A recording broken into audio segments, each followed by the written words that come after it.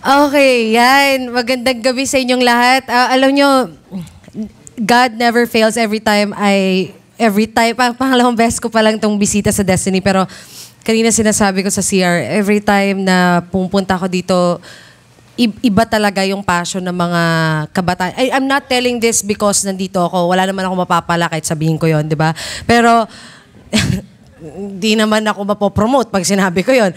So, pero it's really, filled with the Holy Spirit. Alam mo yun pag filled ka with the Holy Spirit, iba din yung pinepeke mo. Siguro, nai-apply nyo na yung last time, no? That we cannot stop, that we should stop faking. Tama? Okay? Sino sa inyo may pinagdadaanan ngayon? Oy, kilala ko to Teka lang. Special, gano'n. Daniel. Oh, di ba? Parang hindi mo kilala. Si Daniel kasi nag-volunteer na yan sa RK. Hindi pa ako nakakapag-speak sa Destiny. Nag-volunteer na siya. Actually, siya talaga yung founder ng RK. Uy, Daniel, welcome back. Nagbabalik loob. Okay. Tama ba? Nanguhuli lang naman ako, pero tama ba? Ay, hindi naman. I just also wanted to acknowledge you kasi meron akong mga naging kaibigan last Sunday lang from the Free Missions. Ano ba? Free Missions, tama? So they came here to observe. Ayan. They are also part of PCEC, Philippine ano ba 'yon? Basta evangelical. Okay. Philippine Council of Evangelical Churches. Okay, kung saan i-offer din natin yung RK sa kanila. Okay, kaya yung tanong kanina, sino dito may pinagdadaanan? Uy, salamat, umaamin kayo. Okay. Ako may pinagdadaan ako ngayon. Yung ka-team ko, alam niya na may pinagdadaan ako. It's very, very tough situation. But it's a matter of it's a matter of heart. Heart matters. Hindi naman heart na kung ano man iisip nyo. Heart and soul matter. Pero alam nyo ba, sabi ko nga, ito yung maganda kapag na kay Lord ka. Kahit may matindi ka pinagdaan, would you believe me, before ako pumunta dito sa center kanina sa CCF, Pastor Ricky Sardo has been, ministering to me, Pastor Marty Ocaya, I've been crying a lot because it's really, really tough. Pero ang maganda, nothing and no one can beat a person who is a true disciple and true son and daughter of Christ. Kaya kung meron ka mang pinagdadaan at meron mang isang tao o maraming tao na talaga namang dinidikdik ka, I'm gonna tell you this. Ako, yan yung declaration kanina. Sige lang. My daddy God. My daddy. Ganun ako Mayabang ako pagdating sa tatay ko. Wala akong tatay. Siyempre, siya na lang pagmamayabang ko. My daddy God will make sure na hindi mapapahiya ang pangalan niya through my life. Diba? Kaya nga, yan ang challenge. Diba? Sa ministry, sa RK, mag-RK ka. Diba? May pinagdadaanan ka, pupunta ka dun sa campus. Yung mga batang kakusama, may pinagdadaanan din, sabay-sabay kayo nag-iyakan. Yun ang challenge. It's not that you're going to fake it. For example, now, this is very, very hard for me. Na parang, it's not that I'm faking now. It's just that when you surrender everything to the Lord, you have the capacity to speak. You have the capacity to still minister no matter how painful it is. Because it's not me who's gonna speak, it's the Lord. Diba? So alam nyo, nakakatuwa. Kanina nagpe-praise and worship kayo. Sabi ko, Lord, grabe talaga. Alam mo, isa sa nilalaban ko lagi kapag may pinagdadaanan ako. Sabi ko, ang dami pang gagawin sa Pilipinas. Tapos nagdadrama ako, ano ba naman yan? Sometimes kailangan mong awayin yung sarili mo. Tama? Sometimes you need to be hard to yourself. Di ba? Parang tigilan mo nga yung pagdadrama mo. Ano ba, ilang campus pa? 18,000. Ano ba yan? It really helps me. Hindi ko sinasabing awayin yung saksakin nyo yung sarili nyo, mga ganon. Suicide yun, kapatid. Okay? Pero sometimes, you really need to speak life over yourself. speak life. Okay? So, welcome to your Rescue Kabataan Facilitators Training or Vision Casting. And, ayan. Kasi sa CCF, okay, by the way, bago pala tayo mag-start, let's pray muna. Father, we thank you so much for this wonderful night. We thank you for the life of our pastors, our leaders. We thank you for the life of Pastor Carlo and Pastor Rosaline and their entire family, the staff, the volunteers, and even, Lord God, yung mga campuses na hawak nila, yung alam mo, yung fire nila, Panginoon, yung dasig nila na, hindi, kailangan namin pasukin yung mag-campuses ito. Thank you for that kind of vision. Thank you for that kind of passion. And mo, Lord, sometimes talaga, di ba, nakakapagod. The reality is napapagod kami. But Lord, refresh us tonight. Yun naman yung pakiusap namin sa'yo, Lord. Refresh us tonight. Hindi kami lalabas sa lugar na to na hindi namin naiintindihan kung ano yung pinapagawa mo sa amin. This is your ministry. And Lord, inopen mo to sa buong Pilipinas. Inopen mo to through the government. You have allowed the government to be caught by your vision. So therefore, Father, equip us. Equip us, prepare us for this biggest task na pwede namin magawa for this generation and for the next generations to come. Lord, we thank you so much for giving us this wonderful opportunity. And we bless your name. And we thank you. In Jesus' name we pray. Amen. Amen. So itong Rescue Kabataan, yan yung logo niya, official logo niya.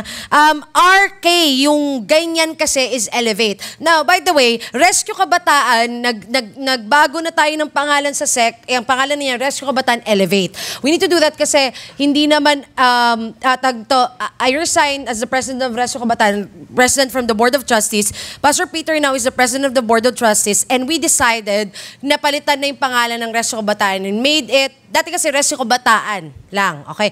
Ngayon, Rescue Kabataan Elevate. Imagine mo to nasa National MOA siya ng government. Bakit mo pipirmahan na Rescue Kabataan Elevate? Alam mo na Elevate is from the church. But that's how powerful God is. Right? Di ba? Pero itong maganda. Kahit Rescue Kabataan Elevate at may Elevate ang nakalagay, let's say, ang pangalan sa inyo is SOD, tama? It doesn't matter. Hindi namin kayo, dahil mag-RK kayo, palitan nyo. From now on, magkaroon tayo ng kasunduan. Okay? Elevate na rin kayo. Hindi ganun. Ito ang maganda. Walang pagdadamot na mangyayari. Bakit? Magdadamutan tayo? Hindi naman kaya ng... Pastor Peter would always tell, hindi yan kaya ng CCF. Hindi talaga kaya. 'Di ba? Kailangan natin, actually, sobrang privilege talaga kami na merong mga katulad ninyo na churches na gustong tumulong. Pambihira. Bakit kami magmamayabang? 'Di ba? Bakit? Kaya mo buong Pilipinas? Presidente nga, hindi kaya buong Pilipinas eh. 'Di ba? So, come on. It's high time for us to be in one spirit, in one goal, in one vision. So, ayan, binigyan lang ng para alam nyo, baka kasi iba, ano yung Elevate? Ito yung Youth Formation Program ng CCF. So, ang katumbas nito, SOD. Dito, Elevate is a nationwide student movement which aims to take students to the next level. We want every student to experience a life empowered through values, excellence, and leadership. Okay, now, ayan level. To the next level. I believe, kasi alam nyo naman na medyo may pareho tayo ng history, okay? Hindi ko naman kinaila na galing din ako sa G12, tama? So, hindi nyo ba, ko nasabi ko, paki-delete. Okay. Uy, hindi kasi pareho tayo ng di ba, ng path. By the way, the church na nandito ngayon, Free Mission, is still under G12, Bishop Bien. Tama? So, again, wala naman tayong problema doon, di ba? Kasi basta nasa alignment tayo ng Panginoon, yun tayo. Di ba? Hindi na issue dito, anong denomination mo? Okay. Pero unahin natin evangelical. May pinanigan pa rin. Okay. Malabo. Okay. Now, look at this. I believe na yung vision at mission ng SOD is very aligned dito. Okay? Meron bang youth program ang isang simbahan na ang purpose niya is imbis na mag-level up yung estudyante, kailangan lalo siyang maging addict. Okay? Kapatid, pag pinasok natin yung campus, kailangan lalo siyang maging addict. Ang purpose natin lahat mag-level up yung estudyante. So I believe yun ang purpose ng SOD. So nagkakasundo tayo dito. Now look at this statistic. 20 million. Yan ang number ngayon ng estimated population ng Filipinos ages 13 to 21. Ibig sabihin, 20 million ngayon ang nasa high school at college. Enrolled. Hindi kasama dyan yung out of school youth. O tapos na usapan, tara na. RK na tayo. Okay, look at this. 16,000 high schools in the Philippines, public and private. This is from DepEd. 2,800 colleges and universities in the Philippines. Bakit natin? In total, 18,800 campuses, public and private, all over the Philippines. Bakit natin pinapakita itong mga numbers na to? Ito lang naman yung pinapapasok sa atin. O diba? Astig! Diba? Grabe si Lord, no? Like ko nga sinasabi, ang daming panahon that the Christians have been praying, Lord, i-open mo yung doors sa ganito. Ngayon nag-open, may mga Christian pa magtanong, bakit nag-open? Di pa kami ready. Pero nung nagpe-pray ka 2 years ago, kasama pa to sa prayer items mo, campuses, nung nag-open na, parang asar ka pa. You know what? 18,800. Nung una ko tong nalaman, bino mo ang sabi agad ni DepEd, kaya nyo na ba buong Pilipinas? Sabi ko, sir, hindi, honestly, kahit na pairalin ko yung yabang ko, kahit anong yabang ko, wala eh. Hindi talaga kaya. Papatayin natin yung sarili natin. Kaya we really need to raise a lot of volunteers and leaders. Imagine 18,800 campuses, 20 million students. Kung 100,000 lang madala nyo sa SOD, o di ba panalo na yon? Pero ilang percentage lang yun sa 1 million? Ay, sa 20 million. Yun ang masakit. Di ba? Sa 20 million, ilan dun yung magiging totoong Kristiyano at follower ni Christ? Halimbawa, madala ng Elevate, okay? Madala ng RK sa Elevate, sa CCF, 1 million. Ano yung 1 million sa 20 million? Paano kung 20 tayong magkaka-join? Tigwa 1 million tayo. Sakop natin lahat yung 20 million. Tigwa 1 million tayo per partnership. Lahat yun ide-disciple. Oh, ang ganda, di ba? Ang ganda talaga. Kaya lang ang tanong, sino magde-disciple, te? Yun lang. Yun lang, ang ganda talaga. Ganda ng vision. Di ba? Now, look at this. That's why we believe, our Rescue Kabataan Elevate believes, student transformation transforms a nation. When a student's life has been transformed, we will transform the nation. Alam niyo ba itong tagline na to? Ito yung dinala ko sa United Nations. At alam niyo ba, syempre, di ba, sa United Nations, pinag-usapan doon policy making. Tapos nung nag-present na ako, yan yung tagline. Parang lahat sila, anong pinaglalulokon nitong babaeng to? Pakailam namin sa student transformation. Kasi doon pinag-uusapan anong dapat yung batas na ipasa natin. Tapos biglang may nagpresenta para sa nation transformation. Tapos biglang nagpresenta about God. Wala silang kawala, pinipi sila lahat ni Lord. Napipi lahat. Adi, ang saya-saya ko kasi tuloy-tuloy lang ako. Diba? Ang ending, naging programa ka pa ng UN. Diba? Parang amazing talaga si Lord, no? Na manipulate yung utak ng mga nasa UN. Pakikat ulit po yun. Nakakatakot na pala yung sinasabi ko. Okay, look at this. 1.4 million women aged 15 to 19 years old are young mothers. Diba? Ako, totoo yan. Nag-start ako ng porn 12, diba? Na testimony ko yan. Nag-start ako ng premarital sex is 16. Ngayon, 10 pa lang. 9 pa nga lang eh. 'Di ba? Ngayon, grabe na eh. Yung abnormal naging normal. Tama? Number 2, in 2009, okay, conducted by DOH and DepEd. 2009 pa to, imagine mo na ngayon. Metro Manila lang in Cebu. The average age of a confirmed user, drug user, is 17 years old. Average age. Ngayon, hindi na to. Lately, nakarinig ako ng statistics. Average na nagsisimula, nag-start ka ng teen. Anong age ng teen? 13. So parang pag 13 ka, dati 'di ba, anong ginagawa ng mga 13 na yung mga kabatch ko diyan? Anong ginagawa? 'Di ba? Pico, Barbie doll, Pogs, no, Tex, 'di ba? Goma. Ngayon 13 ang ginagawa mo. Shabu. Normal. Okay?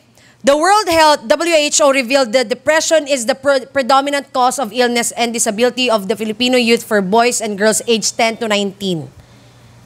Depression. Kaya nga sa Rescue Kabataan, sinasabi doon na, ay hindi pala ito na-up.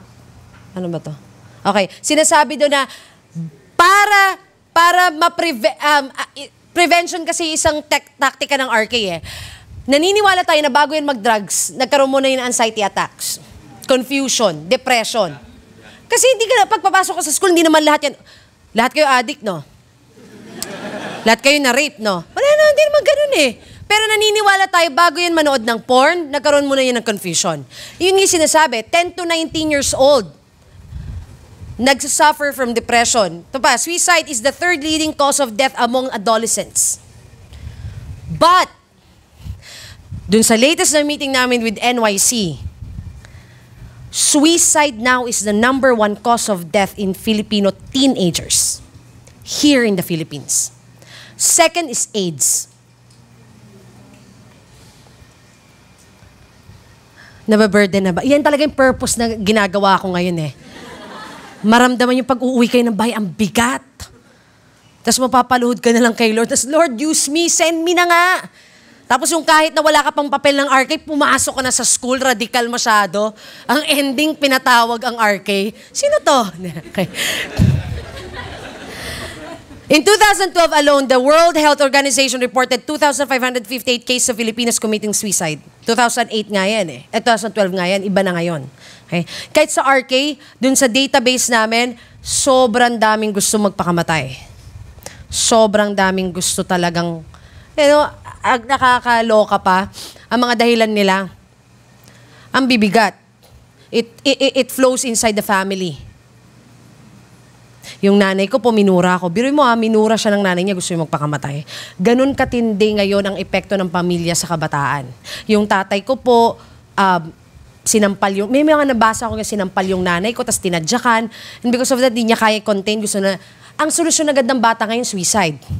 Why? Lahat ngayon nilalabas na lang social media, wala na makausap. Kaya discipleship is very important. So what we are doing now, yung ginagawa nyo cell group or accountability group, grabe, ang dami yung corona sa langit. Diba? There's an increase in the proportion of suicide attempts among 15 to 19 years old who had thought of suicide. Increase with 25% in 2002 and 36.7% 2013.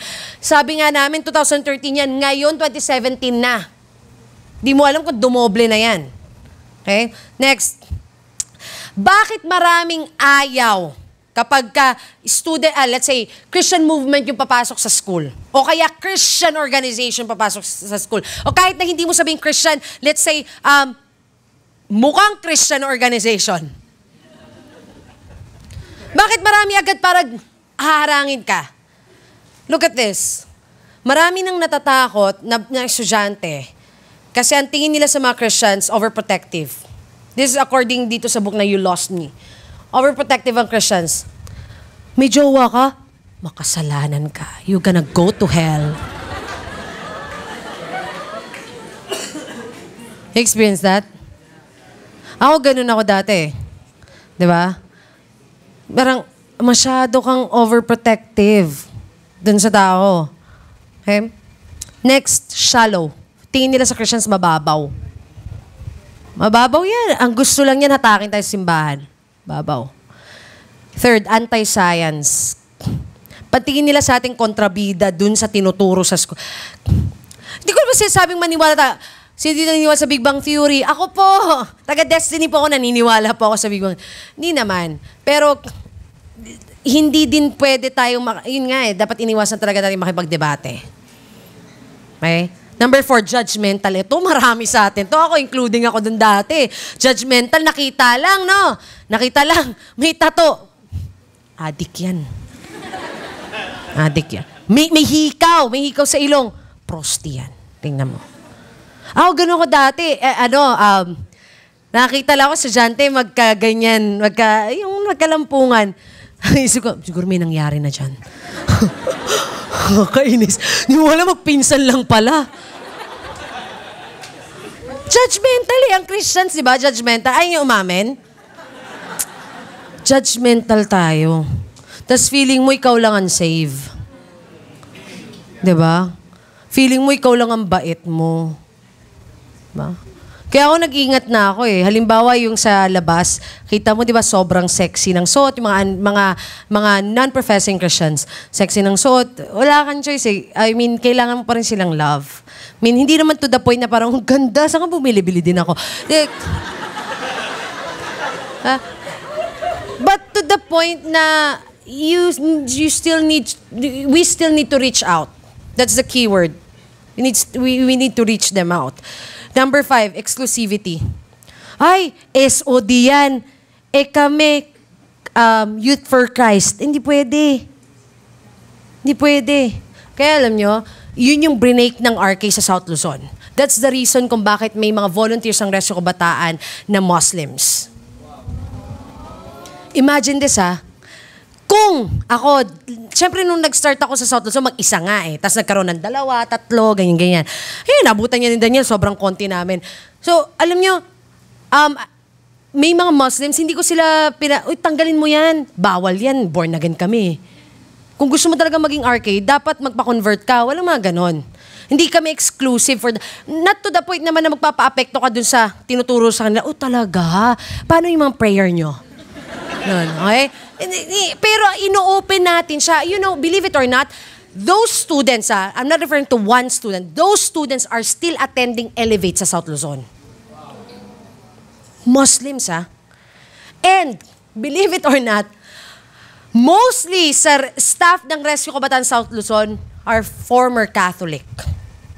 I mean, sarado Katoliko. As in yung deboto, ganon.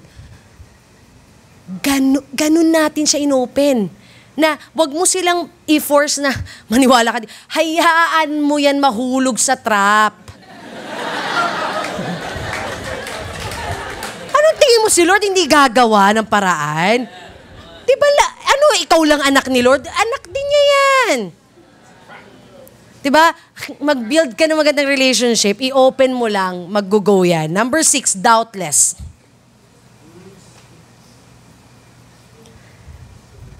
Hindi doubtful, di ba? Ang tingin nila sa mga Christians, doubtless. Actually, hanggang ngayon palaisipan sa akin yan. Bakit kaya ang tingin nila sa atin, doubtless? Ang weird, di ba?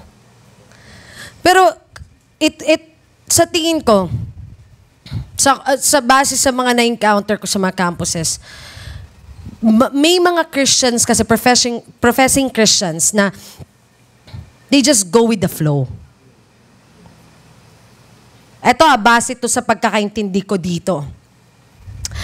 Sometimes, it's okay to doubt pero wag mo nang sabihin. Sa'yo yun. It's your protection. It's your protection. Pero may mga nakita talaga ako, even I myself, na-encounter ko yun na parang, ayaw namin dun sa mga Christians kasi, alam mo, they just go with the flow. They don't doubt kung tama to o hindi. Ang weirdo, di ba? Christian, you don't doubt kung tama to o hindi. Pwede siguro dito hindi mo na-experience kasi nasa loob ka ng spirito ng simbahan or nasa loob ka ng destiny, on fire lahat ng tao. Pero pag lumabas ka, yun ang totoong battle, di ba? Doon mo makikita talaga. Number 7, anti-Catholic. Ito matindi. ang masaklap, Catholic ang pinakamalaking percentage dito sa Pilipinas. Ha? May mga nagtatanong sa amin pag volunteers. So, Ate Abby, pag nag-volunteer po kami, kailangan din na po kami atin ng mass. Ganyan. Kasi di ba, open sa government na dinadala natin sila sa simbahan. Di ba, legal yon. Basta youth service, di ba? Mag-start ka sa youth service, huwag mong atakihin agad Sunday service, 3 services sa sunod. Youth service agad. Paano pag unti-unti nadala mo na Sunday? Ang tanong dyan, ate, hindi na po kami magmamas. Sabi ko, alam mo, actually, mass din to eh. Ganun ang atake ko. Ako to. Okay? Hindi ko sinabing applicable yan sa inyo. Actually, mass din to. Ito, pakita ko sa'yo ha. Mass din, pari tawag dun sa inyo, di ba? Ito, pari din to. Pastor lang yung term. Ganun. May ostya din dito. Isa-isa pa. Diba? Ay, may kanya-kanyang baso tayo dito. Yung ganon. Wala. Diba? At least, diba? Special ka, isa lang sa'yo. Mga ganon ako magbiro sa mga batang nagtatanong. Eventually, dahil nagkaroon sila ng community through the Barkada Care, diba? Or yung katumbas niya is D-group, ang katumbas sa inyo is accountability group or cell group, nare-retain sila. Kasi may community na sila. That's the best way to win them. Tapos, yun nga, iwasan natin na parang, Catholic ka, pag-isipan muna namin Iwasan natin yan. Pero alam niyo, masakit yun, nangyari yun. Nung nag-umpisa kami. Students are becoming more and more prone to get disconnected from the local church. Recently, meron ako nakausap na isang big movement din dito sa Philippines. They told me the reason kung bakit sila nahihirapan sa campuses. Imagine nyo to, napakalaking movement ito. Hindi ko na pwedeng sabihin yung pangalan. Pero sobrang laki. They are tying up with RK as well. Sobrang laki ng movement nila. Pero alam nyo ba, sabi nila sa akin, it's very hard for them to saturate the campuses nowadays kasi yung mga estudyante takot sa simbahan. Why? Ang tingin nila, kapag kami pumasok na Christian movement, ihihiwalay sila sa barkada, pagbabawalan sila, hanggang sa ang usapan na lang, puro simbahan, puro ministry, hanggang sa nawala na yung kamusta ka bilang tao. Hanggang sa ang dating na lang sa estudyante, gusto lang naman ako niyan kasi para madagdagan siya ng tao. So, ang sakit, di ba? And actually, ang dami kong nakausap personal na ganyan. Ba't ka nawala? Wala naman concern sa akin eh. Hindi talaga concern sa akin bilang tao. These are some of the movements na umaatake na sa buong mundo. Have you heard Scientology, CBI Christian Brotherhood International, the New Age movement? Look at this. The mission of the Secular Student Alliance or SSA, isa bago pa to, pati yung isang slide na pinakita ko kanina, is to organize, unite, educate, and serve students and student communities that promote the ideals of scientific and critical inquiry, democracy, secularism, and human-based ethics. We envision a future in which non-theistic students are respected voices in public discourse and vital partners in the secular movement's charge against irrationality and dogma. Look at this. Kanina sinabi ko kay Pau, have you heard about free thinkers sa UP? Huy, ang laki-laki na nila. Maalarma tayo. And you know what? Ito kinento sa akin ito nila Pastor Marty. These organizations, sobrang kumakalat na sa Philippines. Hindi lang yung free thinkers, pati yung iba. Ang purpose, ito ang masaklap. They are a registered organization. And the campuses, they allowed the campuses na masaturate. Pumapayag, imaginein mo pupunta ka sila sa campus, magpaparegister sila bilang org, ang sasabihin nila, atheist po kami, tutulungan namin yung mga bata na hindi maniwala na may Diyos. Believe it or not, I've seen a lot from them in Alabang. Nakita niyo ba yung kumalat na post, na picture sa FB, yung nag-gather sila, tapos, hindi niyo nakita yon, nag-gather sila, tapos makandila. Nakakaloka yun. Tapos talaga ang will nila, kailangan lahat ng estudyante, walang Diyos. Hindi maniwala sila. Tapos, di ba, tapos tayo, di ba, puro tulog, puro FB.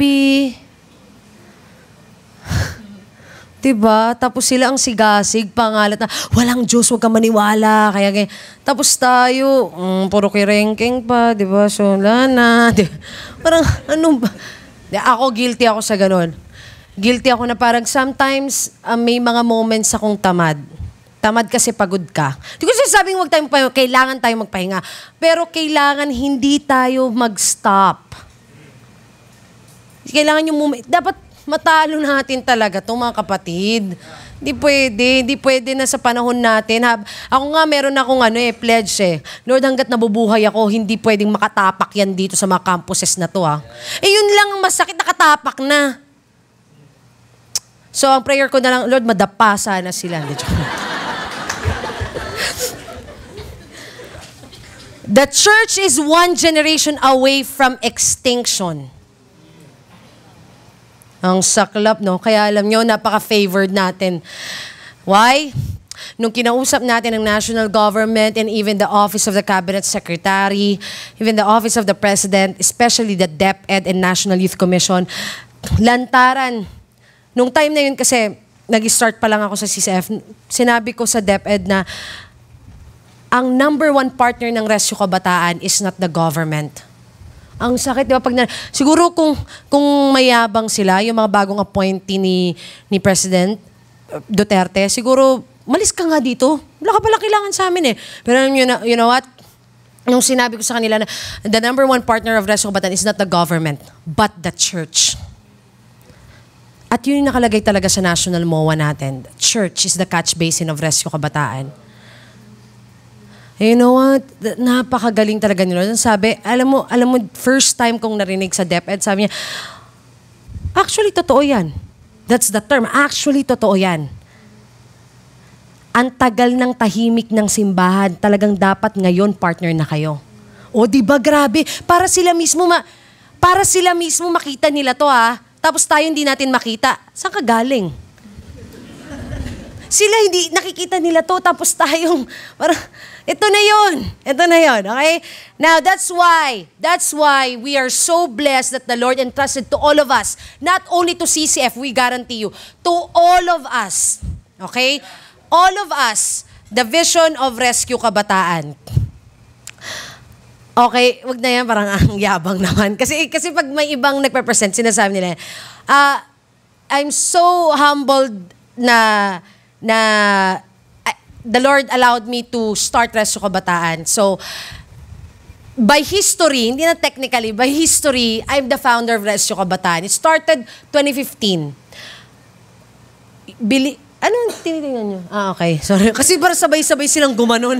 Parang, Lord, second coming na ba? Sabay-sabay kasi! Ibig sabihin unity. May unity talaga sa church na to. So, believe it or not, I started alone. Walang naniwala sa akin. Wala pa ako sa CCF. Last year lang ako sa CCF. Walang naniwala sa akin. And, tinetestify ko to. Even my former pastors, even the closest people na meron ako, nobody believes. Alam mo ang linya nila, emotional ka lang. Alam mo, kasi galing nga ako sa failed engagement . So, emotional ka lang. Nanghingi ako ng 8 pesos. Pupunta ako dun sa first school. Dun talaga sinasabi to ni Lord . Wala akong typewritten na notebook lang. Kaya yung notebook na yun, sobrang tinatago namin yon kasi gusto namin siyang ilagay talaga sa gallery. Notebook lang dala ko. Pengi po akong 8 pesos. Pupunta ako dun sa school, dun sa bayan. Sabi sa akin, no, this is part of discipline. No. Sabi ko, Lord, grabe ka ang sama mo. Pinapahiya mo tong gawain mo. Naglakad ako sa highway, umiiyak ako. Literal umiiyak ako. Sabi ko, pag hindi umuo tong unang-una. Pero mo wala akong kakilala. Sa Imus to wala akong kakilala doon. Na-deploy lang ako doon . Nag-OJT pastor ako doon sa dati naming church. makakilala dun. Punta ako dun sa, ba't ako pupunta sa school na to? Sabi ko kay Lord, asan talaga ako kay Lord eh. Noong time, kasi ganun nga yung relationship namin, parang tatay at saka anak. Ano naman to, Lord? Dala-dala ko yung notebook, punit-punit pa, kasi galing nga ako sa matinding iyakan, ganyan. So, punta ako doon. Sabi ko kay Lord, pag ito hindi to pumayag, Lord, hindi to galing sa'yo. Ganun na kaagad, wag na tayong magtagal.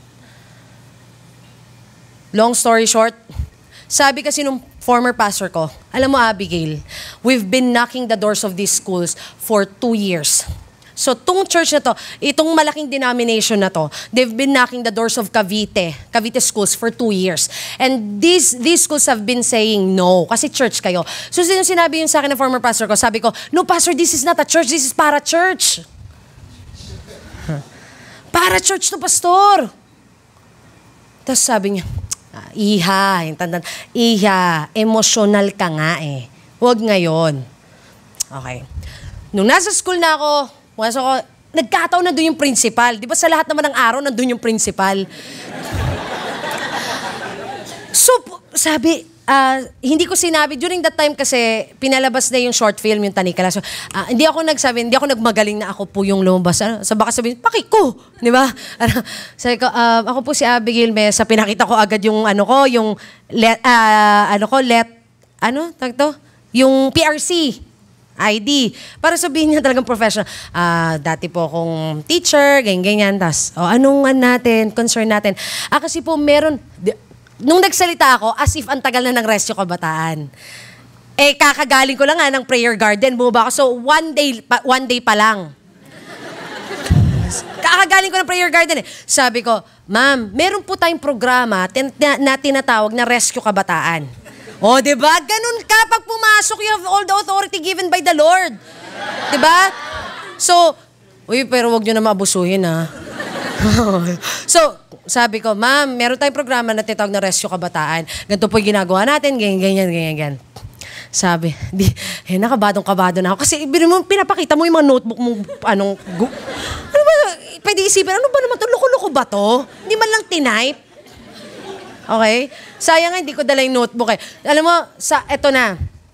Pagkatapos ko presenta lahat. Kasi during that time, natapos na lahat yung buong topics ng RK. Yung topics na gagawin nyo sa mga schools, nabuo yun nung gabi na yun. When people ask, sinong team mo dito? Nung gumawa nito, sino? Ano? Mga teachers din ba to? Mga ganun. Alam mo, parang minsan, ayaw mo sumagot. Kasi pag sinabi mo, ako po yung nagsulat po na, yabang naman, ikaw lahat to? Kasi sa totoo lang, nung gabi na yon, bumaba talaga ang presensya. Pinagsulat lang ako. Alam mo, pag nakikita ko ngayon yung profile ng RK, tapos makikita mo yung 12 topics na ginawang 8 na lang ngayon, mamamangha ka talaga. Alam mo, hindi ako eh. Bakit ako yun? And dami kong back subject sa TOR ko. Paano naging ikaw yun? Alam mo talagang hindi ikaw, yung pinagsulat ka lang ni Lord. Diba? So ito na, sabi ng principal, alam mo ba, we've been waiting for this program for 2 years. Anong sinabi ng former pastor ko? We've been knocking the doors of the schools for 2 years. But they're saying no. Sabi ng principal, we've been waiting for this program for 2 years. Sabi ko, Lord, sa'yo to. Alam mo, nakakatawa, hindi ko makakalimutan yung unang-unang school na nag-RK. 800 students agad yung pinag-rescue kabataan. Alam niyo kung kailan? Hindi next month. Sabi ng principal, can you do it next week? Ito ang problema. Volunteer. Anong mag-isa? Ma'am, ang alam ko lang talaga mag-preach eh. Tapos ang topic ko nun, hugot pa more. Kasi yun yung unang-unang topic ng RK eh. That's the time na sinasabi ko yung testimony ko. So parang yun lang yung kaya kong gawin. Pero wala, believe it or not, lahat ng hindi naniwala, nung una ko sinabi na pupunta ko sa campus, sila yung kauna-unahang volunteer. Wala silang choice kundi sumama. And after that, the following week, so 2 weeks na ng RK, pinatawag na ako ng DepEd Division IMUS. At dun sinabi, bakit ka nagpapakahirap? Nag-report agad pala yung principal. Bakit ka nagpapakahirap?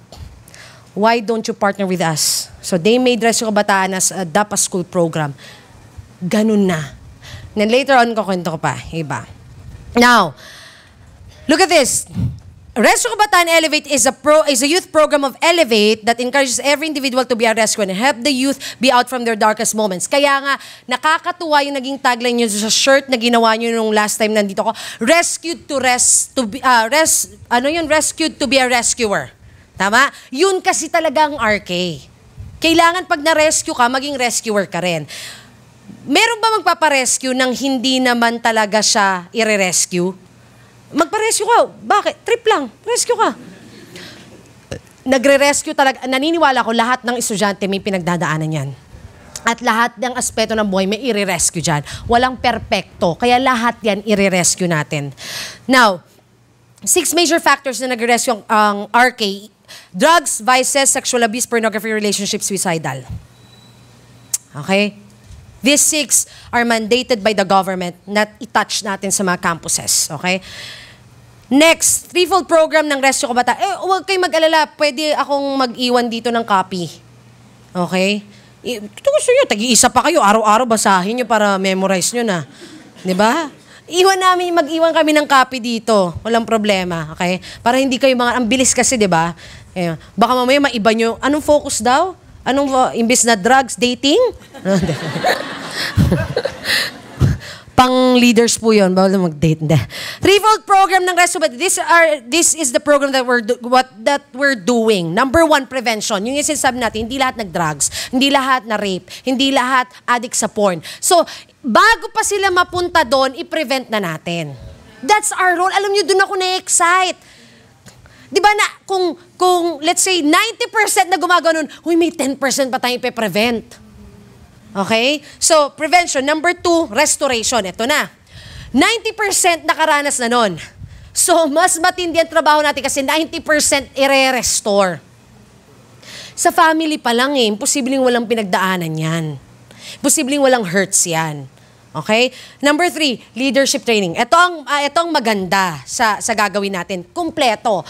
Na-prevent mo, na-restore mo, hindi mo iiwan nun, kaya nga hindi siya one-time, big-time event I-equip mo. Kasi kapag, ito ang mali ng mga seminar, symposium.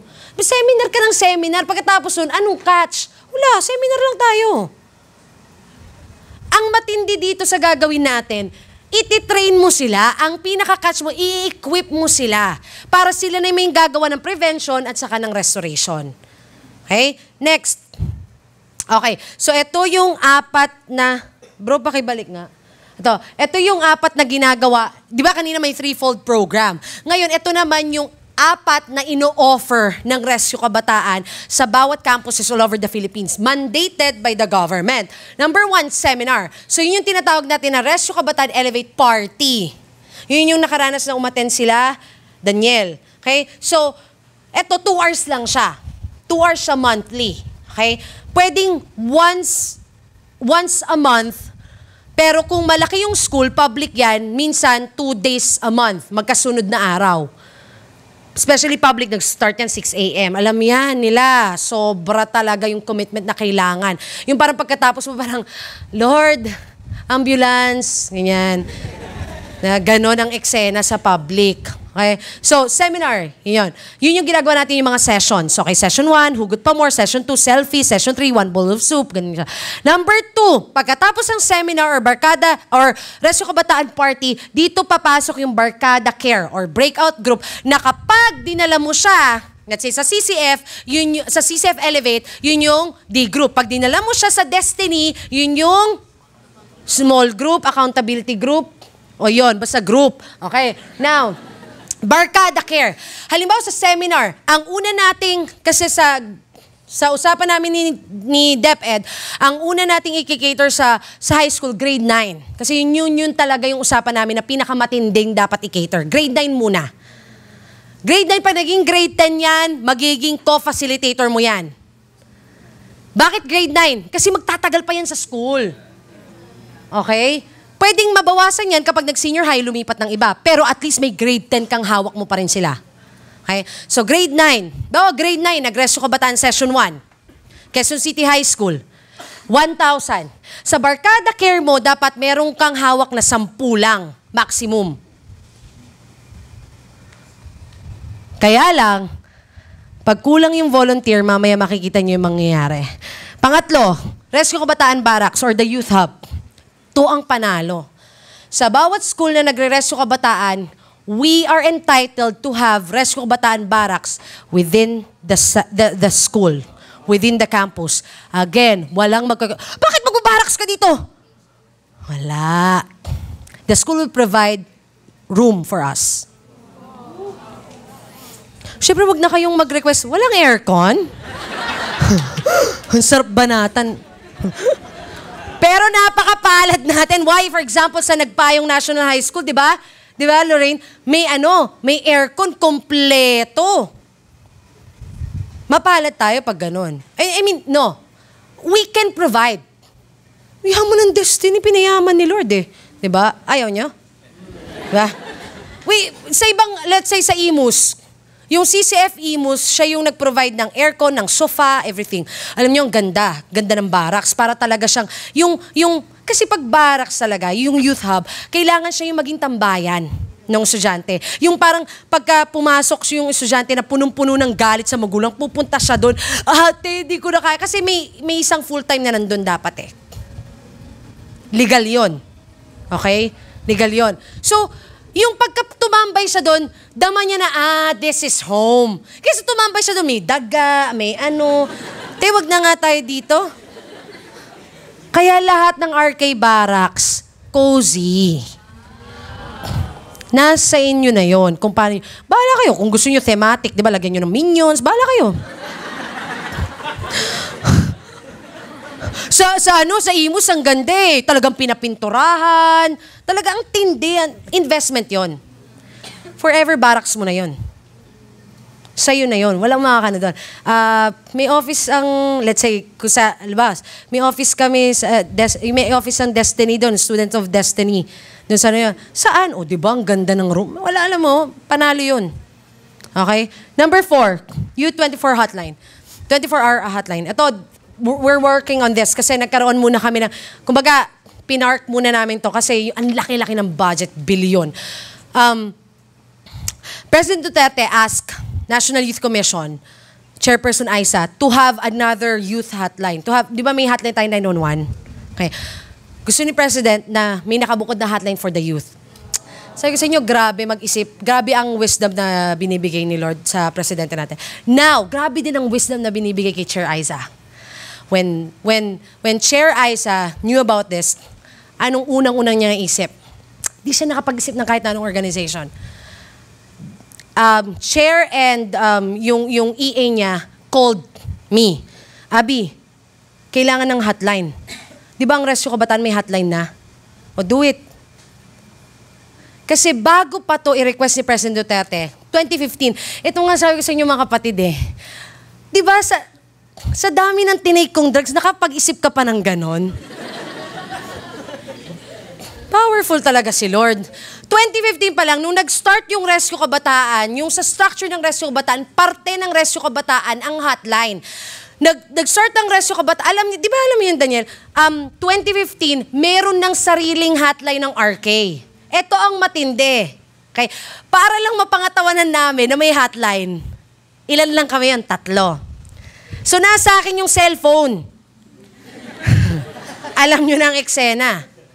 May tatawag, mag-iba ka ng boss, hello, this is Rescue Kabataan. Ganun lang, di ba? Pero ikaw din yung nag-speak. Hindi nila alam na ikaw din yung sumasagot. Panalo, in short, burnout ang ending. Pero dahil tapos may nag-donate sa Rescue Kabataan na isang software about it. Pero ngayon, bibili ang CCF kasi, pinagpaplanuhan pa to with the government ng isang web app. Yung ginagamit talaga sa 911. Ano ba yung tawag sa ibang bansa? 911 din ba? Yun yung bibilhin. Na ikakabit sa government. May number na binigay yung government. Okay? So yung number na yon idadial lang ng bata, matik, tayo yung sasagot. Ibang training yon. May tinap na C7. Kaya nga mga kapatid, let's really pray for this. Kasi, ang laki. Biro mo, buong imagine nyo to may tumawag. Okay? Magpapakamatay po ako, taga-QC ako, ganyan-ganyan. Okay? Papakamatay po ako. So, kasi hindi ka pwedeng maging counselor eh. Hindi mo pwedeng tawagin sa sarili mong counselor. madedemanda tayo ng ganon. So, it's either ano ka lang, ate, kuya ka talaga. Our goal is just to listen. Kahit sa Barkada Care, we gonna listen lang. Okay? Hindi tayo pwedeng, ayon sa ganito, ganyan. Okay, hindi pwede. So, ikaw, ang goal mo, kapag may tumawag, madala siya sa nearest destiny. Yes na? So, walang tapon. Allowed tayo na mag-invite tayo over the phone. Okay, gusto ka namin tulungan. So, ganito ha, tiisin mo muna yung nararamdaman mo. Bukas, may makikipag-meet sa'yo.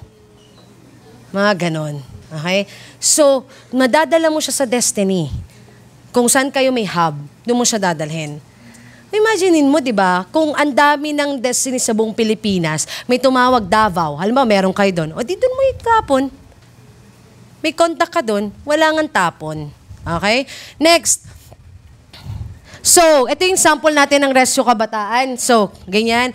Sa FEU Dilimanto, ganyan. Okay? Hindi yan, konti pa yan. Okay? So, next, ito sa senior high school sa Imus. Okay? Nag-start kami sa maliliit na, meron nga dun, nag-start kami, library lang eh. Okay? So, hanggang sa nag-provide yung school talaga ng hall. Next. Okay. Ito, dito naging volunteer sila, Daniel. Tama? Quezon City High School. Bidang-bida ka, Daniel. Mamaya libre mo ako. Okay. So, 4,000 to. Pero alam nyo, it really broke my heart. Walang sumalo. O, diba? Ang daling mag-react na, nasan ka nung makailangan ka namin? Pero din, nagre-rescue kabataan pa rin naman dyan. Or, meron kaming bagong, magsisimula ulit. Pero ito, halimbawa dito, Quezon City High School, 4,000 nag-rescue kabataan. Imagine mo, nung time na nag-volunteer sila, Daniel, ilan lang? 12? 15? Paano kayo 1:800, 1:600? Ganon? Meron kang kapasidad na lumipad habang facilitator? Diba? Okay.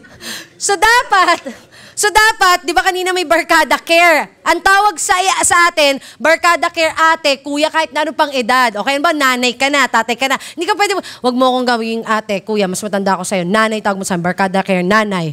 Barkada Care, tatay. Hindi nga po. Kailangan ate lang, nandun lang tayo sa level ng ate at sa kuya. Why? Kaya nga barkada. We want them to feel na, come on, pwede ka mag-open up dito. Kasi kapag ka nag-feeling ka, na halimbawa, ate ka pero madada ka, nanay ko, ganyan din, ito din. Huwag na, huwag tayo mag-open up dyan. Okay? Ang gusto ng bata ngayon, may mapaghingahan. Ang Barkada Care, hingahan. Okay? So, ganito dapat ang eksena. Okay? 1:10. Or kung mas konti, okay. Kung mas marami facilitator. Pero, dahil walang facilitators, ganito ang eksena. Kaya yung iba, todo kwentuhan. Yan. Okay. Look at that. Tingnan mo yun nandun pa sa dulo, yung mga babae. Buong section yan, hawak niya. That is General Emilio Aguinaldo National High School, the pilot school of Rescue Kabataan in Imus. Ang students dyan is 13,000. Ang nag-arcade dyan, monthly, buong grade 9 munang inuna namin, na ngayon, grade 10 na sila, co-facilitator na sila. Marami dyan nakapag-camp na sa Elevate. Ang nag-arcade dyan monthly is 1,800. Okay? Pero kulang, Ganyan ang eksena. Naranasan ko nung wala pa kami mga volunteers, yung hindi ko pa alam paano mag-train ng volunteers. Di nagbabarkada care ate din ako. Di ko yung nag-speak, ikaw yung barkada care, ganyan. Bino mo, barkada care mo, 80, 90. Alam mo, kahit na, kasi yung boses ko malakas, tas mabuo. So kahit na ganun ka, bibigay ka eh. Bibigay ka. Tapos yung mga bata, kahit na anong sabi, hoy! Kahit gumanong ka, nang pakialam yun. Ang short pa naman ng span nila, ang short pa naman ng time nila to listen to you. Okay? So yan. Now, that is why, okay, ito ang ginagawa ng Rescue Kabataan na present natin sa government. We wanna make sure that we're gonna create an atmosphere of awareness. Know the moral condition of your students. Example, percentage ng awareness sa school na, ma'am, ito po yung nangyari sa school nyo ngayon. Ito po yung drug users ngayon. Why? Sa Rescue Kabataan may database. Uy, kaya ang RK sobrang matrabaho. Kaya kung wala kang ginagawa, pag full-time ka na. Diba? Biglang promotion. Okay? So, kung wala kang ginagawa, eto na kapatid, hindi ka natatambay-tambay na. Kasi ang RK may information sheet na binibigay sa session 1 pa lang. And i-encode mo dapat yon. And we failed many times. Why? Paano mo i-encode yung 1,800? Mag-isa ka, nagtatype ka? Tapos gagawin mo, de-data mo yon. Pero ngayon nakakreate na ng system for that. Number 2, awareness na ibibigay natin sa guidance, sa principal's office, sa DepEd. Now, ang school hindi sila nagde-demand na gusto namin awareness, sino dyan yung na-rape? Sino dyan? Wala. Ang nakikita lang nila, graph. Nakakatuwa, no? They really trust us. Tayo na'y bahala doon. Number 2, reduction. Makita ng mga schools, ang ganda ng testimony talaga na ginawa ni Lord dito. Ito yung kinuha na data ng United Nations nung pumunta ako doon. Yung isang school, yung pilot school ng Rescue Kabataan, yun nga yung first public school ng Rescue Kabataan, na yung data nila sobra talagang bumaba. Kasi ang gumawa na ng data ng report is the school itself, yung guidance mismo. Grabe, gulat na gulat ako. Biruin mo, mula doon sa napakaraming nagsisibuntisan nung 2014. Dahil nag-RK sila buong school year ng 2015, maniwala man kayo, hindi, nag-flat zero siya. Doon sa grade 9, doon sa grade 9. At yung pinakamataas na nireklamo doon ng guidance noong 2014 na bullying. Okay? At saka yung kaso ng physical threat. Okay? Ang laki talaga ng binaba. So, yun yung dinala namin, kaya sobrang na-in-love si government doon sa report na yon. Number 3, improvement. Siyempre, ang gusto naman ng Rescue Kabataan, habang na-rescue, nagkakaroon.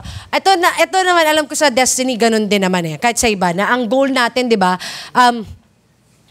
ma-balance na yung grades ng bata. Kasi alam na natuto na tayo dyan, yung testimony ng mga bata. Importante. Okay? Mag-rescue ka lang, basta mag-rescue ka. Yung grade to follow. Kailangan ngayon balance. Kaya yung mga nag-RK, nagpa-facilitator, pag naging facilitator ka, kailangan yung grade mo. Ano yun? Kakansyawan ka, pa-rescue ko. Pero yung grade mo pala, dapat i-rescue Ayaw natin makitaan tayo ng butas. Okay? So, ganon. Improvement. At, importante na hindi lang ma-improve sa grade. Kailangan nakikita ng school at saka ng government improvement sa family relationship. Alam ko na isa din to sa goal ng Destiny at saka ng ibang church. Kagaya nung end goal ng CCF, lahat ng mga Rescue Kabataan, it will lead to family restoration. We're gonna rebuild the walls of these nations, and we're gonna rebuild, and we're gonna restore our families, our homes. Yun ang end goal ng RK. Kaya nga nakakatuwa, halimbawa sa South Luzon, ang mga nag-i-invite sa mga magulang, mga nakapag-RK. Okay, yun ang goal na. Actually, yun naman din nangyayari sa inyo dito. These are the logos. Ito yung mga dahilan kung bakit tayo naka-alagwa sa mga campuses.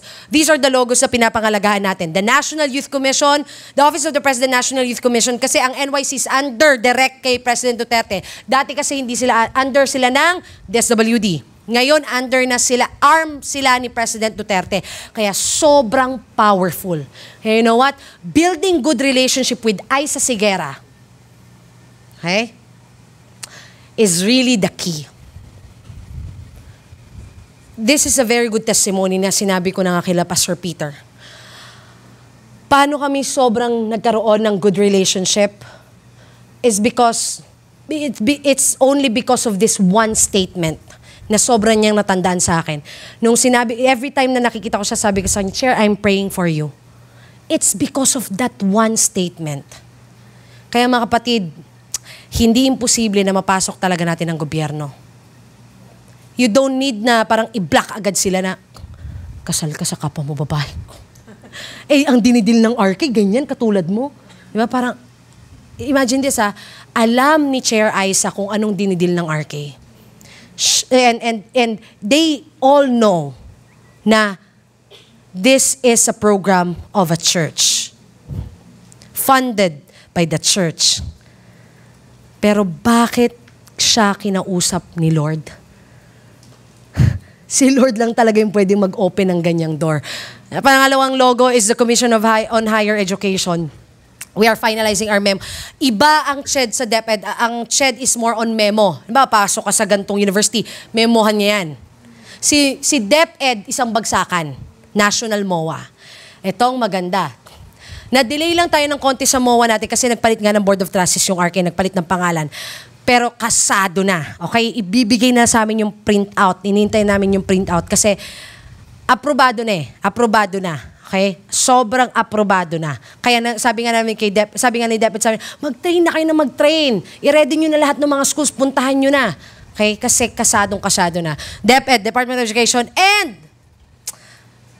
the last one is our Office of the President, the Office of our President Duterte. You know what? Isa pang nakatulong for us to have this is the Office of the Cabinet Secretary. The team of the Cabinet Secretary is really amazing. Sobrang nung una ko silang na-meet, tapos nakapag-usap lang kami. Alam mo, they never allowed me to feel na parang may barrier. No. Alam mo, ako, I can really testify that this administration has been used by God. God has been using this administration. You know, ang daming binabato, pero ako, I can testify. Kasi I see how they work inside Malacanang. I see how, pag may meeting kami sa Office of the Cabinet Secretary, I see how they work. I can vouch my name na I can really see them. But they're not perfect, of course.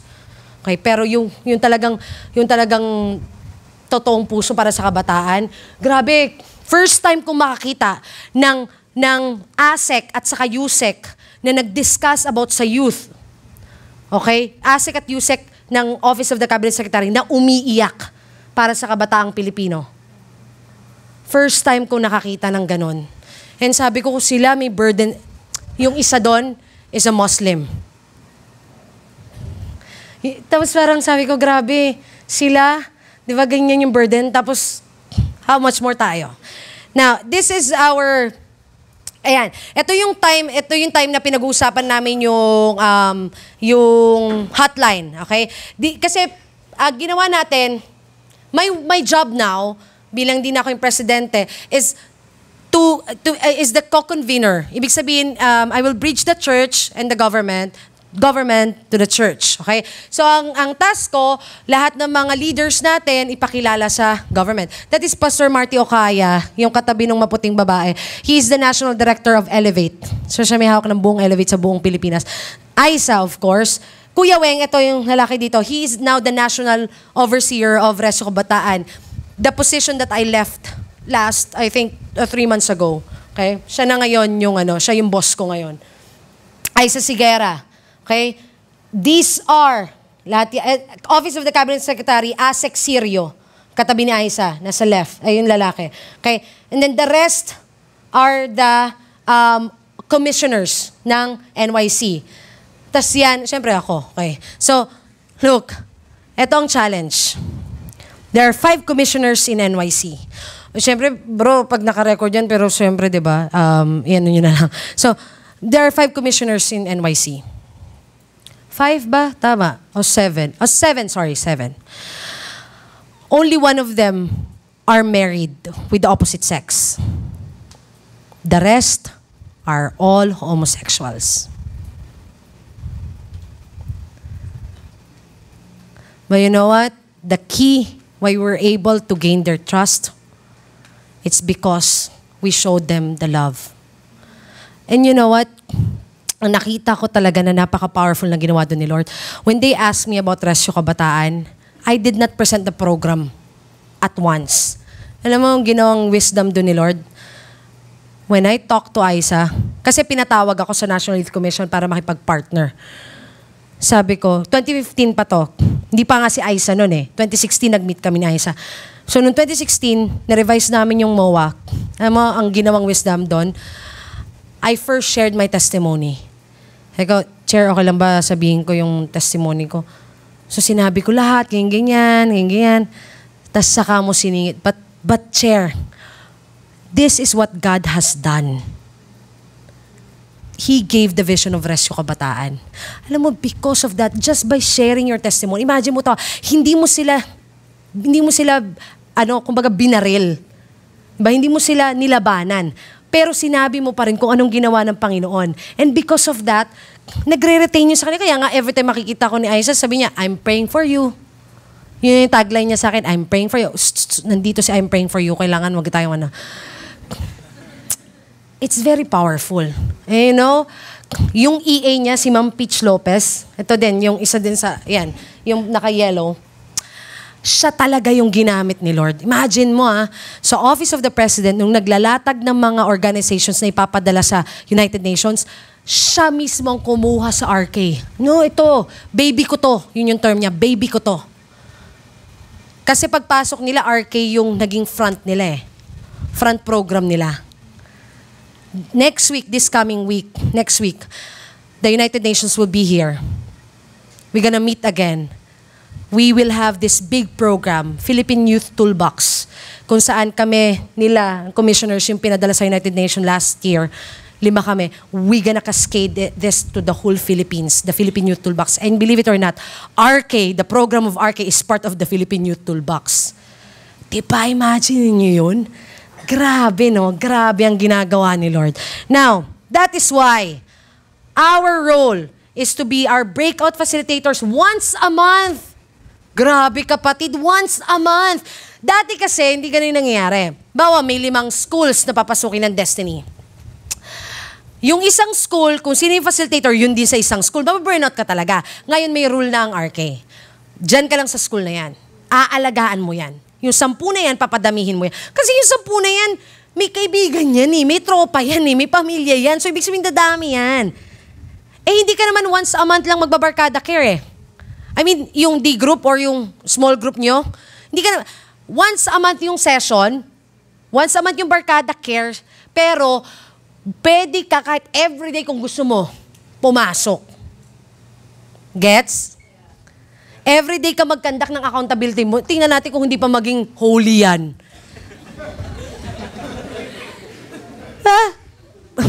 Ito na, disciple your breakout group weekly. Yan. Yan guys, sinasabi natin.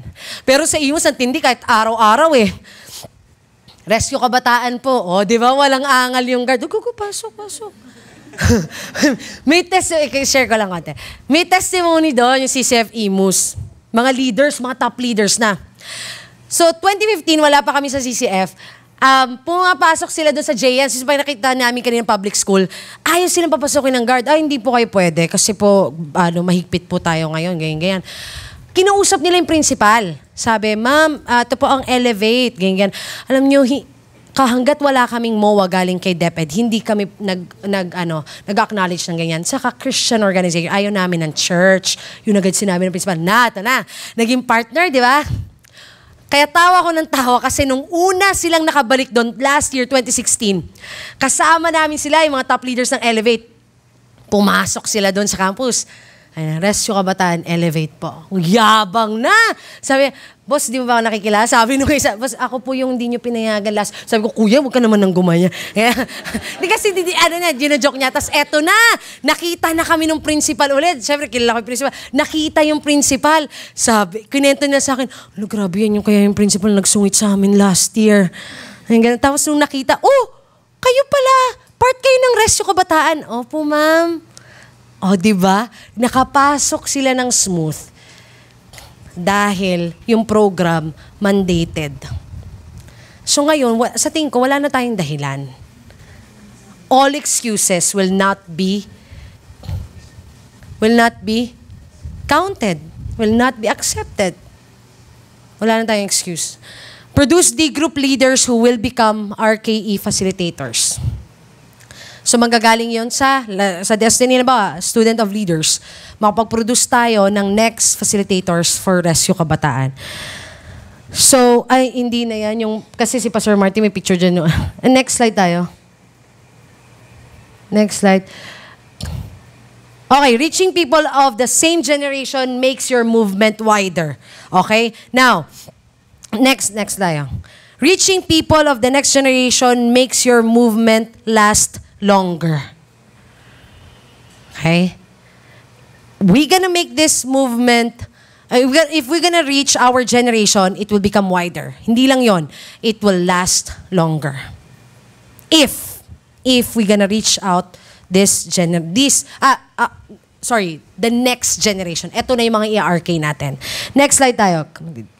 But the tough realities, next slide tayo. Okay. Ito na. Example natin dito. Sa Judges 2:8, sabi dito, Joshua, son of Nun, the servant of the Lord, died at the age of 110. 110 siya namatay. After that, the whole generation had been gathered to their ancestors. Another generation grew up who knew neither the Lord nor what He had done for Israel. Ito yung ayaw nating mangyari. Walang sumunod. Walang successor. Walang sumalo. Honestly, yun ang nangyari sa RK 2015. Dumating kami sa point na, I'll be very honest. Okay?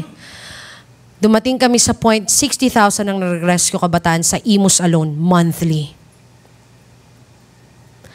Pero hirap na hirap kami kasi pagdating sa church kami pa din yung sumasalo. But this time, sabi ko, ang prayer ko talaga, Lord, butas na yung net. Kailangan talaga namin ng maraming workers. So it's high time for us. Kailangan merong sumunod. Kailangan may matrain tayong sasalo sa susunod na generation. Ito lang ang full-time volunteers ng Elevate sa CCF.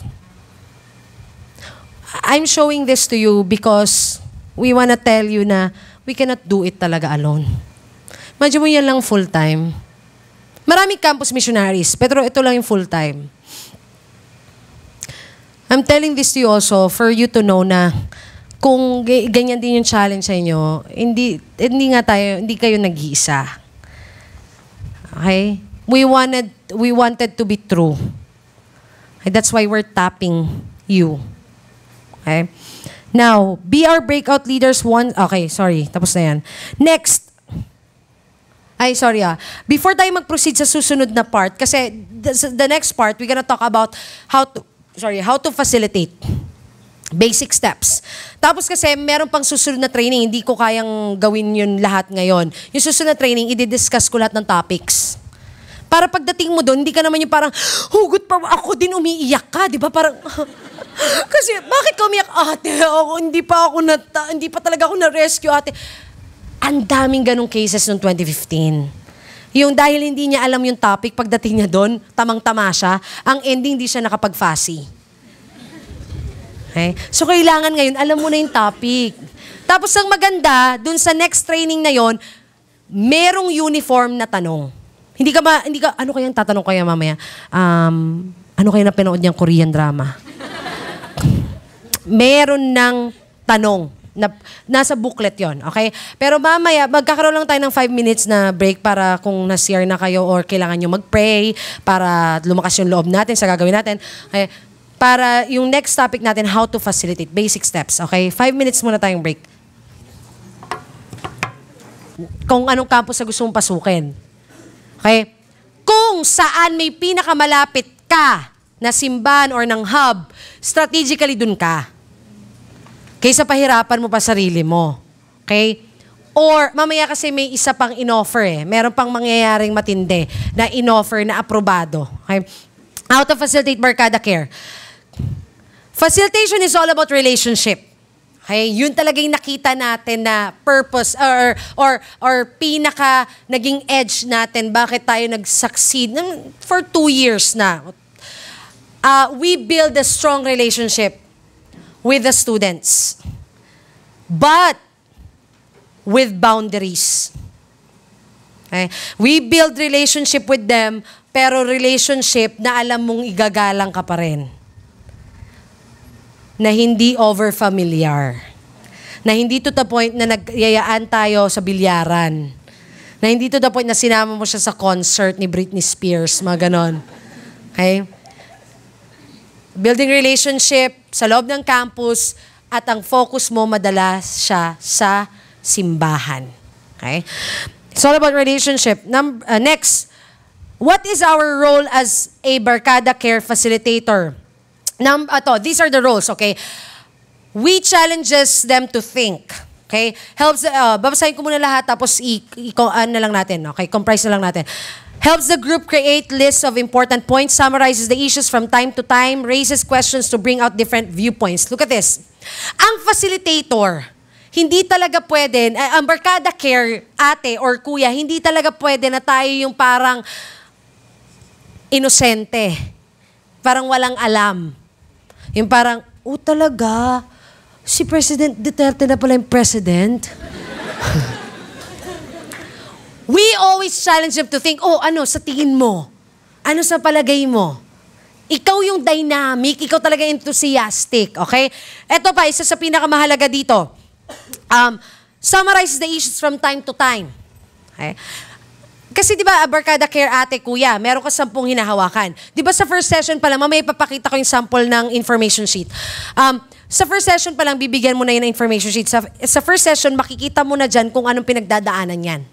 Okay? So, malalaman mo. So, pagbalik mo dyan next month, o kaya, pagbalik mo during sa accountability group ninyo, pag dinalaw mo yan, you need to be aware kung kamusta na siya dun sa issue na pinagdadaanan niya. Halimbawa, ang issue niya, drugs. Siyempre, hindi mo siya pwede tanungin na, ginagalaw ka pa ba ng tatay mo? Ha, ate, hindi naman po ako yun eh. Alam nyo, nakakatawa yun pero may nangyaring ganon. Alam mo, na-offend yung bata. Really. Na-offend siya kasi parang, ba't ako yung... Alam mo, ng bata, hindi mo kontrolado ang utak niyan. Okay? So, you need to summarize the issues from time to time. Why? Yung magiging head nyo dito, magiging key person nyo dito for Rescue Kabataan, kailangan aware siya kung nagpo-progress ba yung bata. Okay? Ngayon, yung sistema ng discipleship nyo dito at saka yung reporting nyo dito, sa inyo na yon. Okay, kayo na yon. Pero may progress report talaga na binibigay sa amin as RK. Pero yung progress report nyo sa discipleship, sa inyo na yon. Okay. So, we need to summarize every now and then follow up yung issue ng bata. Raises question, okay, wag na yan. Next, guides discussions but does not lead it. Guide lang, pero hindi ikaw yung bida. Guide lang. Pag naliligaw na yung sagot, balik ano ulit sabi ng nanay mo? Hindi nga kasi ate yung goblin eh. Yung nanay mo muna. Okay? So, guide lang. Pero hindi ikaw yung parang, alam nyo, nung grade 2 ako, ganito yung nangyari. Tapos, di ba nakarelate ka? Di ba parang, ito nga, anong first year din ako nung nangyari yun. Ikaw na yung bida. Okay? Hindi ikaw yung, you gonna guide, but kaya nga Barkada Care ate, dapat kung gusto ng RK na ikaw yung maging leader, ang tawag sa'yo Barkada Care leader. Ano ba ginagawa ng ate? Ng kuya? Nagko-correct yan, nagre-review ka, pero hindi ka nagmamando. Hindi ka nagdidikta. Bakit ganyan kulay ng braces mo? Bakit ganyan ang buhok mo? Okay? Guide lang tayo. Mag-ingat tayo doon kasi ang ayaw talaga ng mga bata yung parang nasasakal sila. Okay. Next, restates ideas when the person presenting them, ayan. Alam na natin yan. Provides constructive criticism in private when, for example, a person or people attempt to dominate the meeting. Constructive criticism, that is very important. Iba yung criticism lang sa constructive criticism. Dapat alam mo kung paano mo talaga siya sasabihin, nang alam mo na pure yung intention mo. Tama yung intention mo. Na-love mo siya, kaya mo siya i-correct. Na-love mo siya, kaya mo to sasabihin. But do it privately. Kaya nga nauso sa Barkada Care ng Rescue Kabataan yung term na banding tayo. Di ka, banding tayo. Kaya dadali mo siya sa Rescue Kabataan Barracks, di sa Rescue Kabataan Barracks may mga pagkain. Di hindi niya mami-feel, pakainin mo na pakainin. Habang pinagsasabihan mo, yun pala, love mo talaga ako. Mga taktika. Okay? Next.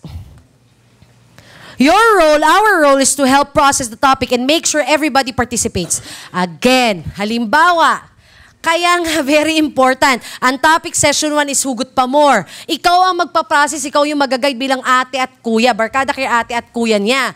Kung ikaw mismo may pinagdadaanan ka at ikaw nagpa-process ka pa lang, tapos nagbarkada care na, paano mo ipa-process yun? Paano mo sila tutulungan mag-process? Kaya kailangan mga kapatid, bago tayo mag-RK, ngayong pasukan na, kailangan na-deal po tayo. Kaya halimbawa, kung may pinagdadaanan ka ngayon, pagkatapos ito, kausapin mo na yung leader mo. Magpa-deliverance ka na kagad. Okay?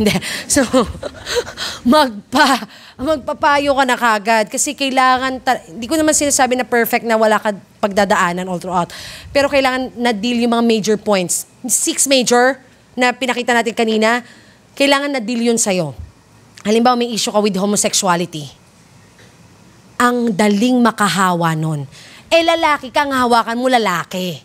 Eh, baka mamaya, dahil pa sa RK, nagka-jowa ka. At tinestimony po ba, dahil po sa RK, naging kami ni RJ. Diba? Ah, grabe! Ang saklap!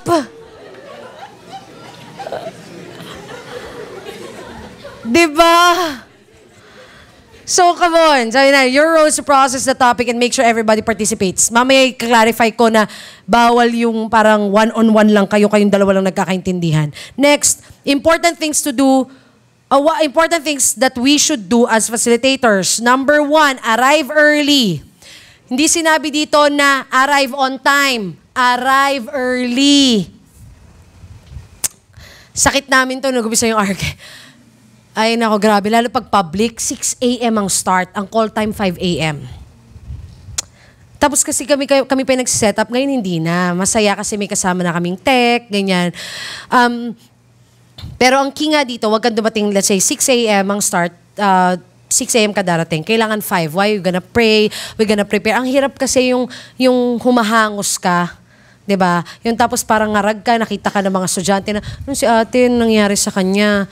Ganyan. Okay, mukha kang kababangon mo lang sa kama, yung amoy mo, ganun din. 'Di ba? Okay. So yan, check away everything that is needed. Especially sa session 1, yung information sheet. Pero ang maganda dito, yung information sheet, sagot to ng school. Wala na kayong paproblemahin. Yung school yung magpo-provide, sila yung magpapariso nito. Okay? Next, assist everyone to face each other. If necessary, move tables and chairs, etc. Kaya nga, okay, important yung position. Kanina nakita natin yung picture ng nagbabarkada kayo, pabilog. Dalawa lang ang posisyon. Okay? Pag nagbarkada kayo, it's either pabilog kayo or parang ganito, classroom type. Yung nakikita mo lahat yung itsura nila, yung mukha nila, yung mata nila nakikita mo kung saan pumupunta. Ganon. Hindi pwede na yung feel ko po kasi nakatagilid ako. Alam niyo na po, may anxiety attack po ako, ganyan. Ikaw naman, oh, I understand you. Okay? Hindi. Kailangan nakikita mo lahat. Okay? So, it's very important. Ikaw yon bilang barkada care ate at kuya. Assist everyone na makita mo talaga sila. Or, kaya nga mas maganda yung bilog pa rin. Okay? Kasi pag ganyan, kaso ikaw lang yan. Okay? Advantage yan sa'yo. Pero yung reaction ng mga barkada care mo, hindi nakikita nung ka-team nila. Kaya still, pero kasi may mga times na yung school, limited yung space. Kaya hindi kami nakakapagbilog. Pero as much as possible, pabilog tayo. Kapag pag may dumating na late, halimbawa nag-CR, para session, hindi kinaya, umiyak pa sa CR, may mga ganun bata, tapos pumunta sa barkada care mo, saan ka galing? Nagdrama-drama ka kagad. Dito ka magdrama, dapat barkada care nga to eh. Okay? Wag, quiet lang, as if wala lang, okay? So, yan lang, or sabi, saan ka galing? CR ka? O sige, next time, pagkatapos agad nung diretso tayo sa barkada care. Okay, ganun lang. Next, introduce yourself to the group as facilitator and let the rest of the members introduce themselves briefly. Name tag is very important. Eto, kung mga school, public school, may name tag. Yung iba, meron. Ngayon, kung wala, wag nyo nang okay, next week bumili kayo. 50 pesos ata yun, maggumastos kayo nareklamo pa yung RK, may involvement ng money. Kasi part ng national, set timeline lang. Kasi, halimbawa, hindi mo talaga alam yung sasabihin. Bago talaga sa'yo. Okay, very mabigat talaga sa'yo. So, parang, sige, wait lang yung sinabi mo, balikan natin yan mamaya. Halimbawa, sobrang bigat ng pinagdaanan ng bata. Balikan natin yan mamaya. Unahin mo muna yung iba. para doon, habang napaprocess mo pa rin, sige, teka lang Lord, ano bang dapat ko? Pag hindi mo talaga kaya, wag mong pilitin. Wag kang magdunong-dunungan na, okay, lalabas ko na lang yung Bible ko. Magbabasa ako kahit anong verse. Okay? Hindi. Pag sobrang bigat ng pinagdadaanan ng bata, sige, after ng barkada kayo natin, usap tayo ng dalawa. Okay? Slow to speak. Next, slow to anger. Maximum to, be very patient. Mga kapatid, sa 10 i-handle mo, 10 dyan, may kanya-kanyang topak. 11 kasama ka. Tama? Okay.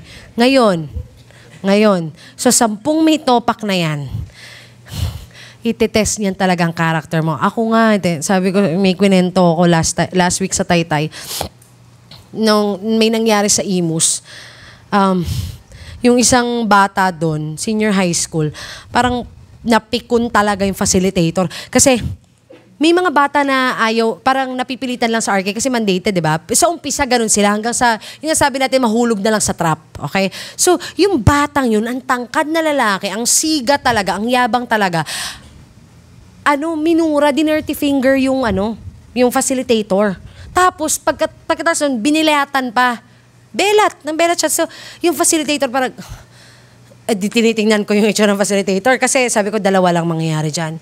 It's either batuhin niya ng upuan at mawala tuluyan dito ang RK or lumapit siya sa bata. Di ba? Parang wala na akong naisip na maganda doon sa facility kasi kitang-kita ko talaga yung yung parang kung napatay niya yung bata sa tingin, ganon. So, kinausap ko yung facilitator. Sabi ko, ganito yan. Sabi ko, pag ganon talaga, wala kang choice eh. Wala kang choice. Kung gusto mo, ipikit mo na yung mata mo. Pikit mo na kahit magmukha kang engot. Ba't ka nakapikit? Wala, bakit? Gusto ko. Di ba? Bakit? Ayoko mapikon eh. Ayoko makita yung mukha niya eh. Ako kasi minsan gano'n ako, pikit ko na lang. Wala eh. Pag pinatulan mo yan, unang-una, hindi ikaw yan. At tandaan natin, matagal bago, hindi naman pangalan mo lang yung matatanda nila. Actually, marami ang tawag sa'yo pag nag-facilitator, barkada care ka, ang tawag sa'yo, RK. Ang tawag talaga sa'yo, RK. Diba? Matatandaan ka nila sa RK. Matatandaan ka nila as students of destiny. Diba? So, ang laking kahihiyan kapag pinatulan mo yan. Bakit nawala yung isa? Paano pinatulan niya yung grade 9? Ba't ilang taon na ba siya? 29? Ano? Okay? Kaya pag pumunta tayo sa campus, mga kapatid, kailangan filled with the Holy Spirit. Kasi pag hindi ka, kitang-kita ko na yun. Pag hindi ka filled with, alam mo yung nagsasalta ka, yung parang gusto mo na Hoy, libre nga to, wala nga tong bayad, di ba? Yung gusto mo nang gumanon, kasi yung nakikita mo yung mga naglalandian sa likod, di ba? Yung parang naging venue pa yung RK para magkita sila ng joke.